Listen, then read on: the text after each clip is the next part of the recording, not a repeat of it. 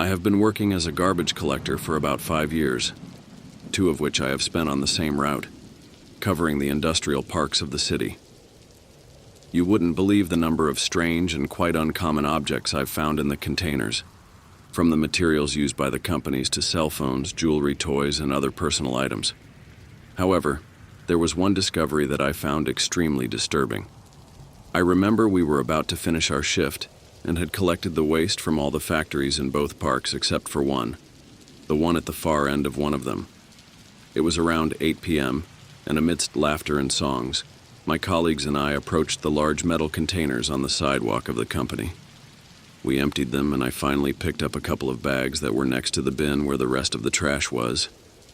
However, these bags were too heavy, so I had to drag them, causing them to tear on the ground and completely burst open, spilling all their contents onto the street. This upset me a lot because now I had to figure out how to pick up all the sawdust that had scattered on the asphalt. I asked my colleagues for help, and they brought over some cardboard boxes that we had just thrown into the truck and began filling them with the spilled waste. We were in the middle of the task when I picked up a pile of sawdust and an object fell to the ground. When my colleagues and I looked at it, they let out a scream mixed with a bit of fear. It was a completely severed human finger, with part of the bone exposed and a very dark coloration. At first, we were all at a loss as to what to do since we had never encountered something like this before. After a moment, we decided to call the authorities, as it was the most sensible thing to do. Surprisingly, they arrived very quickly and began asking questions. They contacted the company managers, who also arrived promptly to see what was going on. In the end, it turned out that a few days earlier, a worker had had an accident in which a saw had completely cut off his finger. Everyone had searched everywhere for this finger to try to reattach it, but no one realized that it was already mixed in with the sawdust that was going to be discarded from the company. Unfortunately, and as expected, the finger could no longer be recovered. Sometimes people throw away things in good condition, and it's common for someone to take them if they want. Clothes, shoes, electronic devices. It's really surprising what some people throw away. But a few years ago, I decided to take one of these items, and it's something I regret to this day. It was a doll, a small, rather cute yellow rabbit. It was in perfect condition, so I found it very strange that it had been thrown away. I knew a little about the people in that house. The gentleman was very kind, and sometimes came out to give us a tip and have a quick conversation. Anyway, my original idea was to wash that doll and give it to my daughter, who was 3 years old at the time. But on second thought, I believed it wouldn't be a good idea since it was in the trash. And you never know what kind of diseases it might have. Maybe something that soap couldn't remove. So in the end, I decided to place it as an ornament at the front of the garbage truck. I'm not superstitious or anything like that. I never have been. But I would be very stubborn to deny that there was something strange about that doll, and many of us noticed it. Some colleagues, especially the driver, said they heard strange noises like voices or whispers coming from the front of the truck. Several times I myself saw that doll move in a strange way or change position. Finally, I decided to get rid of it because although nothing drastic had happened, we all felt very weird about it. So one day, I left it in the dumpster and never saw it again. The curious thing is that as soon as I got rid of it, the strange things and the heavy vibe disappeared immediately. All those things made me think about the reason why they had originally thrown it away. So, out of mere curiosity, as soon as I had the chance, I asked the owner of the house where I had found it. "Did you throw away a small yellow stuffed rabbit, right?" I asked him. Of course, that question seemed quite strange to him, but even so, he simply answered yes. Afraid of being even more intrusive, but with my curiosity gnawing at me, I asked why he had thrown it away if it was so pretty. The man smiled slightly, probably because of how odd the question was, but immediately afterward he replied, "My son kept saying that the doll wouldn't let him sleep at night and that it talked to him, so my wife made me throw it away even though it was almost new." At that moment, I understood that all that discomfort and that strange, malevolent presence we had felt was not our imagination, much less a coincidence. I don't know what was really going on with that rabbit, but it definitely wasn't just a simple stuffed toy.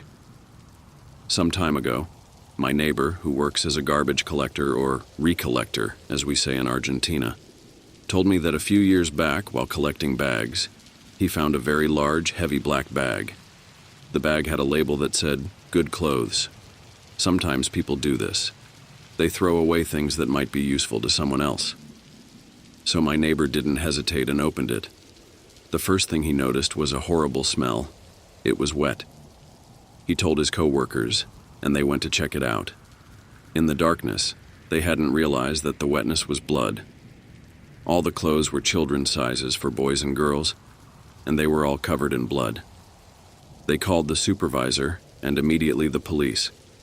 There was an investigation, and he was called to testify a couple of times, but he never found out what happened. He told me that after that, he had to take a leave of absence because he was so traumatized and he never understood why the note said "good clothes." He broke down as he said who would be such an expletive to do something like that. He never went back to that route. This didn't happen to me, but to my father. At that time, he was working as a garbage collector. He was with a church member, discussing how the world was created. My father is the kind of person who likes to annoy people, so he started questioning how someone we don't even know exists, like God, could have created this world in just 7 days. His companion patiently explained everything that the Bible says, but my father kept joking about the topic for a long time. He only had a few stops left on his route to finish, and at one of them he got out to pick up the trash. He didn't expect to encounter that thing. He said that at the back of the truck a very tall man was sitting. He was all darkness, a shadow with white eyes. When he saw my father, he began to laugh with a chilling cackle.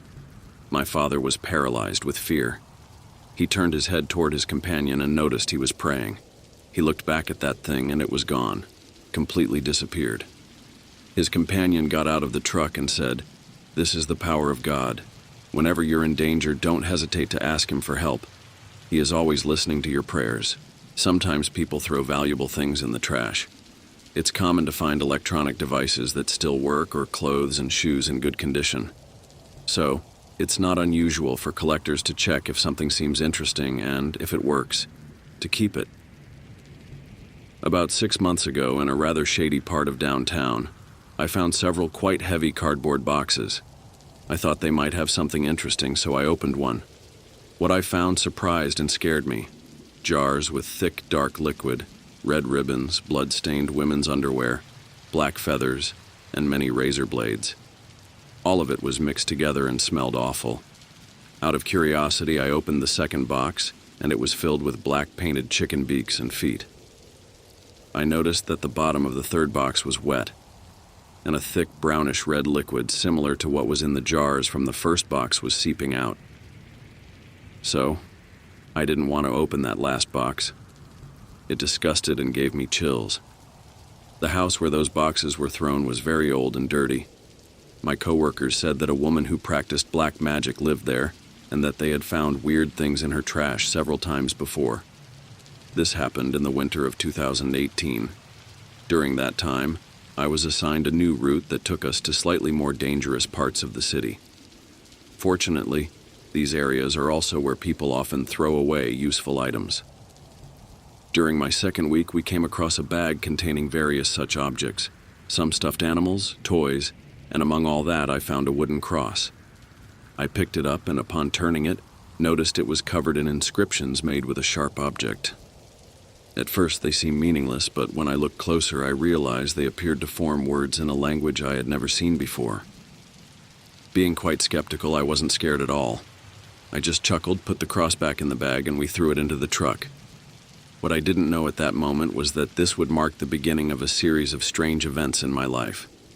Just a couple of days later, my dog died suddenly. The vet never knew what had happened. He simply went to sleep one night and didn't wake up. After that, I started hearing noises around my apartment that made no sense. Footsteps, giggles, even whispers, mostly at night. I live alone, and my apartment is on the top floor, so hearing hurried footsteps on the roof at 2 a.m. was definitely not normal. I also began to notice my energy decreasing with each passing night. When I woke up, I felt pain all over my body and extreme fatigue, no matter how many hours I had slept. This went on for several weeks. My condition kept worsening while the strange noises continued to appear sporadically. At this point, I didn't know what to think. Although I understood that something strange was happening, I couldn't identify what could have caused it until one night when I remembered the wooden cross. I then called my sister, who came to visit me. When I told her everything that was happening, she asked her church's priest to visit and bless my home. The priest brought holy water and sprinkled it everywhere while praying, assuring me that it would help drive away any evil that was haunting me. That night, my sister stayed over to make sure I was going to be okay. I let her sleep in my room while I took the sofa in the living room. As I slept, I began to have a nightmare. In it, I was in my apartment, feeling like something was chasing me. I could never clearly see what it was, but it seemed to be surrounded by darkness. Unfortunately, when I tried to leave, I couldn't, so I had to find places to hide while that thing kept following me. Finally, while I was hiding under my bed, the creature found me and started dragging me toward the front door, which burst open, revealing a kind of black hole emanating a horrible smell and accompanied by a series of agonizing screams that chilled my skin. Just as I was about to be pulled into that strange portal, my sister woke me up. She said I had been screaming in my sleep, and I feel that, in some way, she saved me from whatever was happening to me in the dream. That was the last time anything strange happened to me, at least so far. I worked as a garbage collector for about 2 years. However, I decided to leave that job after a rather terrifying experience that happened to me not long ago. Although it wasn't paranormal, it was extremely disturbing and above all dangerous. Since I started that job, I had the same route. But one day they decided to change it, assigning me to collect trash from the parks and green areas of a different part of the city. At first, I didn't like the idea because I was so accustomed to my previous route. However, after 2 weeks of collection, I started to enjoy it because the amount of trash was significantly less and much cleaner. Everything began to change when, during one of my rounds, I found a small pink stuffed rabbit lying next to a trash can. I picked it up and checked its condition, which was surprisingly very good. So I decided to take it home, clean it thoroughly, and give it to my little daughter. She was thrilled when I gave it to her and spent the whole day playing with it until she took it to her room at night to sleep with it. At that point, nothing unusual was happening. However, the next morning, my daughter told me that she didn't want the toy anymore because it had given her nightmares during the night. In these nightmares, the toy spoke to her in an adult man's voice. I tried to convince her that it was just her imagination, but I still agreed to keep the toy in my room to make sure nothing strange happened again. The whole day passed in total tranquility, but when night came and I went to my room, I saw in the darkness that the belly of the little rabbit seemed to glow faintly with a red light. That didn't seem normal to me, so I decided to open it to see what was inside. Unfortunately, I got a very unpleasant and terrifying surprise when I found that the toy had a small camera and speaker inside it, both turned on. At that moment, I destroyed the device and tore the stuffed animal to pieces, then burned it. I have no idea what kind of disturbed person could have done something like that, but it was not a risk I wanted to take again. So, I decided to change jobs to avoid coming across more strange objects or instruments used by any number of perverts. This happened in the late 90s during my youth. One of the many jobs I had was being a garbage collector. Although it may be considered a bad job, the truth is it wasn't very difficult, and one quickly gets used to the smells emanating from people's waste. Over time, you even develop a certain immunity to it. The pay wasn't bad either, and I was going through a tough time in my life, so I couldn't be too demanding. During my first month, we followed the route that our truck had to take so thoroughly that I became very familiar with all the places we passed by. Among them was one that stood out in a very strange way. It was an old house in such a poor state that the word deplorable would be a compliment. Every time we passed by, we found among all the trash a large bag full of what seemed to be rag dolls. They were handmade and stitched with children's clothing. While this fact alone was at least curious, what one of my colleagues told me later made it much more disturbing. The person responsible for this wasn't someone who did crafts for a hobby. nor was it an old lady trying to pass the time. No, in that house lived only a man. Up to that point, I hadn't seen him in person, but he was described to me as very overweight, around 40 years old, and always looking very disheveled. According to some neighbors who informed my colleagues, the man had no family visiting him, didn't seem to have a partner, and certainly no children. Yes, it was strange, but that alone wasn't enough to accuse him of anything more than having questionable hobbies, at least not until a couple of months later. In one of the many bags he left outside the house, I noticed something unusual. The dolls, or rather the fabric they were made of, had stains all over them in a reddish, almost orange color. The authorities were contacted immediately, but by this point the man had already abandoned the place. To this day, that house remains abandoned, and the authorities apparently found no trace of the man. We never found out what those mysterious stains were or where they came from. Hello, I am a rear-loading garbage truck driver, and my shift is at night. It starts at 8 p.m. and usually ends around 3 or 4 in the morning. What I'm about to tell happened a couple of years ago during the summer. That night, my colleagues approached me asking for help and authorization to load a bunch of dirt into the truck. We aren't allowed to load rubble, but we knew that the woman had intended to pay well for it, so I reluctantly agreed. We took the enormous bags of trash the woman had already prepared and began loading them one by one. When I suddenly felt something very strange in one of the bags, like a substance that seemed like butter or a type of clay, it was very odd, but I tried to ignore it. When we finished, the woman gave us a very generous tip, which actually made me feel a bit bad because I felt we were doing something really improper. Finally, we left and continued with the route. As we were about to finish, we started noticing a smell that was becoming more and more intense. We are used to strong odors since we frequently go to the state dump, and it's something we know how to handle. But this smell was different. When we unloaded the truck, I noticed the woman's bags, which I could identify thanks to a distinctive red ribbon she had used to tie them. I approached one of them and, out of curiosity, opened it, finding inside a kind of very strange meat or fat. I've seen a lot of rotten meat thanks to my job, and while I don't know exactly what that thing was, I'm sure it wasn't from any common animal. In fact, I would dare to say it might have been human flesh. The truth is, it disgusted and scared me so much that I simply decided to close the bag again and pretend nothing had happened. But the strangest thing is that when we had to go through that area again, we noticed that the woman's house was now completely sealed with metal sheets and looked abandoned. After this, some colleagues said they felt strange when they started using that truck. They claimed to have seen or felt the presence of something evil, and also heard banging on the roof or doors while working at night. Upon checking, there was no one there. Whenever I can, I ask to be assigned to another truck, but we almost always end up using the same one. We've even sprayed it with holy water, but it seems that nothing works. We have amulets and other things inside that simply haven't had any effect. Whatever it was that we loaded onto the truck that night, it was something evil. I really regret making that deal with that strange woman. For many years, I've worked the same route. I know the houses, the streets, and the people very well. I know what they eat, what they buy online, and the kind of lives they lead in general. It's surprising how much you can learn about a person just from the things they throw away. But among all the strange things I've seen in this job, this is undoubtedly the worst of all. There was a family. A very strange family. I only remember seeing the father and one of the children a couple of times, although, from what I know, 5 people lived in that house.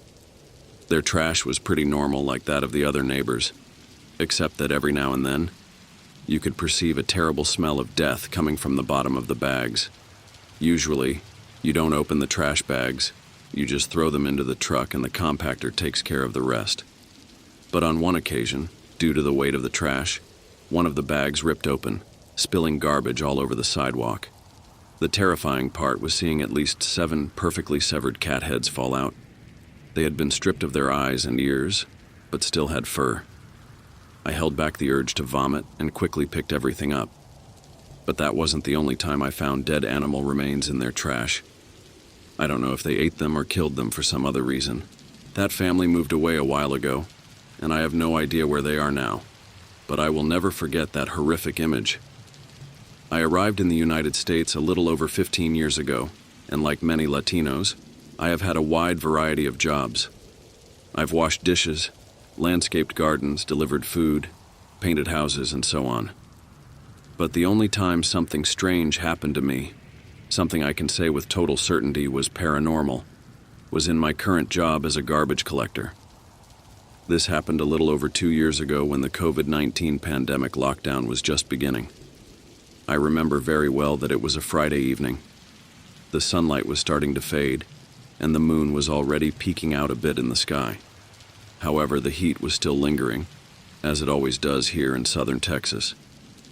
My team and I were about to pick up the last trash can of the day, just as one of my coworkers threw the trash from the container into the truck, while another pressed the button to activate the compactor.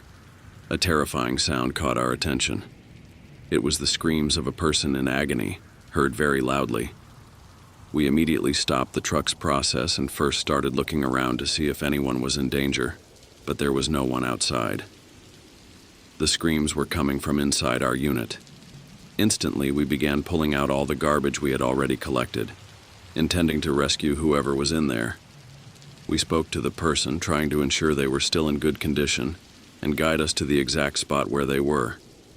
We asked for their name, asked them to say something, anything, but we only received more and more heart-wrenching screams from the pile of waste. Within minutes, the neighbors were outside their houses, alarmed by the commotion. Some tried to help by looking for the unfortunate person, but no one could find anything. Shortly after, the authorities arrived, alerted by my coworkers. However, they too confirmed that there was no one in the truck. By this point, the screams had ceased, leading them to question us harshly, suspecting it might have been a tasteless prank. Nonetheless, the neighbors' testimonies helped prevent our arrest since they had also heard everything. Still, when we brought the truck back to our work center, we removed all the garbage again to ensure no one was inside. Indeed, there was no one. We never found out what happened that evening, but from that day on, strange things began to happen with that specific truck.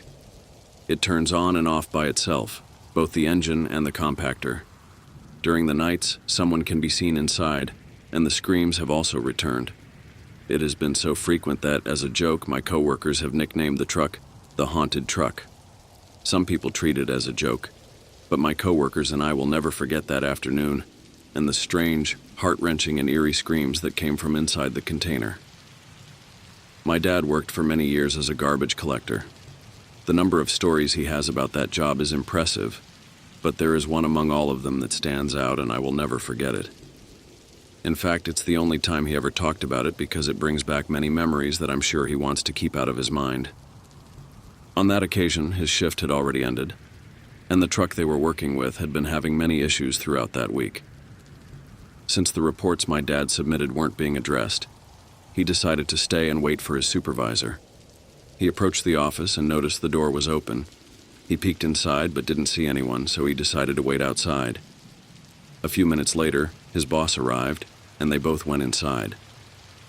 My father then noticed something on the floor under one corner of the desk. At first, he thought about picking it up and handing it to his supervisor, but he realized that his boss's behavior was somewhat strange. He seemed nervous, hurried, and occasionally stuttered a bit, something my dad had never seen in all his years working there.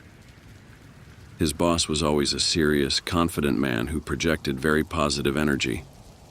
Because of this, my father decided to move the object with his foot, sliding it closer to his chair. As discreetly as possible, he took a closer look at it. It was a photograph, specifically a photograph of a young girl. Nothing unusual, except that my father recognized her immediately. The woman was neither a family member nor an acquaintance of his boss. In fact, she was the daughter of one of my father's colleagues who had disappeared a short time before.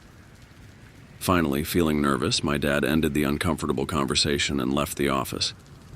After walking a few steps, he silently returned and peeked through the edge of the office window. His boss was frantically searching for the photograph. When he found it, he took it and put it in a drawer that he locked.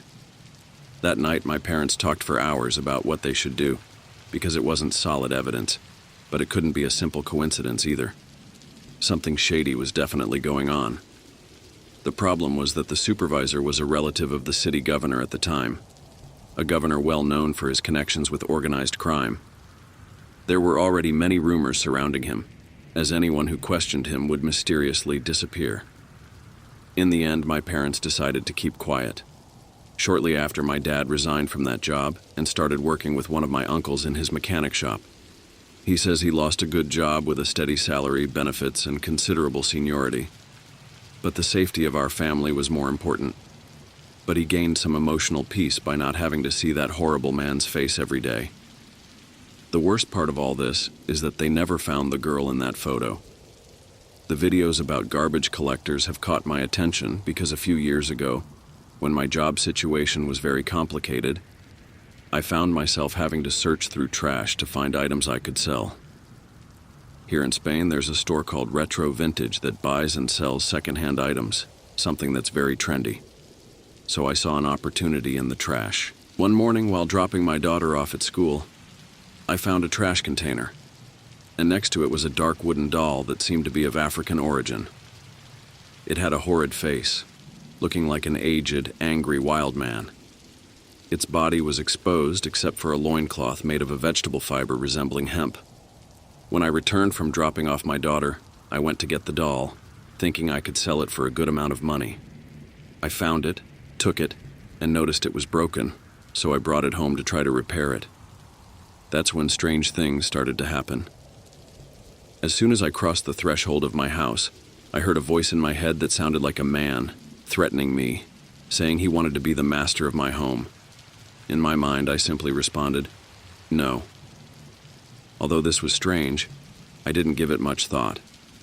When I began the repairs, one of the doll's pieces suddenly jumped toward my abdomen, and 2 nails stuck into my skin. After finishing the repairs, I dressed the doll and planned to do a more extensive restoration to sell it for a higher price. I left it in a room I used for storage, but when I turned off the light, I noticed that its darkness was such that it seemed to have disappeared. It's worth noting that even in the dark, the rest of the items were still visible, but not the doll. It was as if a dark shroud covered it all the time. That same night, when I went to sleep, I had nightmares about that figure, seeing it move as if it were alive. The nightmares made me wake up, and when I did, I could see the shadow of that thing projected all over my room. In the following days, more strange things happened, even during the day. Finally, a week after finding it, I was able to sell it. Now it's very clear to me why the previous owners had broken it and thrown it away. However, every time I pass by the place where that container is, I wonder what other strange things might be hidden in that trash. It's something I won't know, because I left that job a while ago and don't plan to investigate further. Thank you very much for listening to me. This happened many years ago, supposedly back in the 1920s, and it's a sort of legend in my family. It turns out my great-grandfather collected garbage, but not in the way it's done now. He had a horse and a wooden cart, with which he went around houses and roads, picking up garbage in exchange for some coins. Sometimes he found good or valuable things that people discarded. As far as I know, many people in Mexico still do this to make a living. Anyway, they say he was already on his way home along a dirt road in the middle of the countryside. It was getting dark, and his horse was tired, so it was moving slowly. Suddenly, something started to glow among the bushes. It looked like someone had made a campfire. At first, my great-grandfather didn't pay much attention to it, but then he noticed that the flame began to change colors, from blue to green, then to bright red at times. This, of course, caught his attention, so he decided to stop, get off his cart, and go see what it was. He walked into the woods, and the closer he got, he noticed that the flame was actually floating in the air and getting smaller and smaller, as if it was gradually extinguishing as he approached. When he reached the exact spot where the flame was, it disappeared completely, and my great-grandfather found himself in front of a large, dark brown sack. Opening it, he was met with a great surprise. The sack was full of gold coins. Unable to believe his luck, my great-grandfather slung the sack over his shoulder and quickly loaded it onto his cart, covering it with branches and other trash to avoid anyone else seeing it. He arrived home very happy. and called my great-grandmother and their children to share the good news and show them the treasure he had found. However, when he gathered everyone and opened the sack, it no longer contained gold coins, but something horrifically macabre. Inside were the dismembered remains of a small child. My great-grandmother almost fainted, and my great-grandfather was pale and terrified. Despite knowing he could get into serious trouble, he did the right thing and went to find the head of the local police. He had to spend a few nights in jail until it was clarified that he had nothing to do with the child's death. However, the child was never identified due to the primitive state of investigations at that time, especially in such a remote area. The person responsible for such a horrible act was never found either. Over the years, my great-grandfather came to believe that the child's spirit had deceived him into bringing him to town so he could be buried and finally rest in peace, something that ultimately happened. I work covering routes in the garbage collection service in Mexico City, the capital of my country. My job essentially involves substituting for coworkers who, for various reasons, cannot attend their job. This has led me to cover most of the routes, and therefore most of the city. I've seen many containers, found many things, and had a couple of paranormal experiences that can be quite terrifying. However, there is one experience in particular that has remained chilling and quite difficult to explain since it happened to me. It happened around the year 2000. At that time, I was covering for a colleague who had the route that passed through the Benito Juarez district, where I had already been working for a full week without any issues. One morning, everything was going as usual, like any other day. I remember we had already covered some streets when we reached an alleyway that divided two buildings. There were several containers shared by the residents, so there was always a considerable amount of trash. We parked and began carrying all the bags to the truck until something caught my attention. Next to the large metal container was a smaller blue plastic one with a black bag that emitted a strong odor and was tied with a red cord. I didn't think much of it and picked up the container to toss it into the truck along with the bag. However, as I was carrying it, I suddenly felt someone grab my arm forcefully. Looking up over the trash, I saw an elderly woman dressed in tattered, very dirty and torn clothes. She was screaming, "That's mine!" repeatedly, while holding onto my arm so tightly that at some point, I began to feel a burning sensation where she was grabbing me. I was paralyzed for a few minutes because the sight of the woman screaming while burning my skin was extremely disturbing. When I could finally react, all I did was let the plastic container drop so she could take it with her. At that moment, she took what was hers and began dragging it back into the alley. My co-workers came running to see what was happening since I was taking too long. I told them about the woman, and we all went to look for her, but we found no trace of her except for the mark and the pain she left on my wrist as if she had burned my skin. When I asked my co-workers if they hadn't heard the screams, they said no, they hadn't heard anyone else with me. I tried to keep going, but my arm hurt so much that I had to leave mid-shift to get it checked out. It turned out to be a second-degree burn, which put me on leave for a full 2 weeks. I've returned to work in that area, but fortunately, I've never encountered that strange old woman again. Although the mark on my arm has faded significantly, it's still visible today, and I believe it will never completely disappear.